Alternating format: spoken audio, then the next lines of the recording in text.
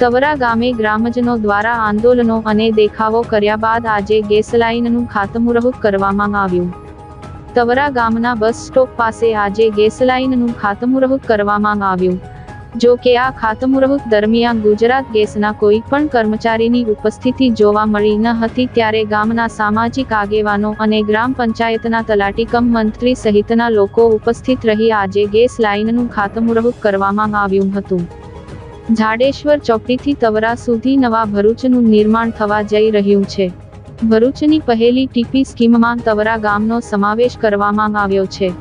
જાડેશ્વર ચોકડીથી તવરા ગામના મુખ્ય માર્ગ ઉપર મોટી મોટી ઇમારતો ઊભી કરવામાં આવી છે, ત્યારે આ ઇમારતોને ગેસના જોડાણ વર્ષોથી આપી દેવામાં આવ્યા છે. ત્યારે સોસાયટીઓ અને ઇમારતોને અડીને આવેલા તવરા ગામને ગેસ જોડાણ કયા કારણોસર આપવામાં ન આવી હતી તે આજ દિન સુધી ગ્રામજનોને સમજાયું જ નહીં. ગ્રામજનો દ્વારા ગેસ લાઇનને લઈ અનેકવાર ઉચ્ચ અધિકારીઓ સુધી રજૂઆતો કરી હતી. ગુજરાત ગેસ સુધી રજૂઆતો કરી હતી તથા અહીંના સ્થાનિક ધારાસભ્ય અરુણસિંહ રણાને પણ વખતો વખત રજૂઆતો કરી છે.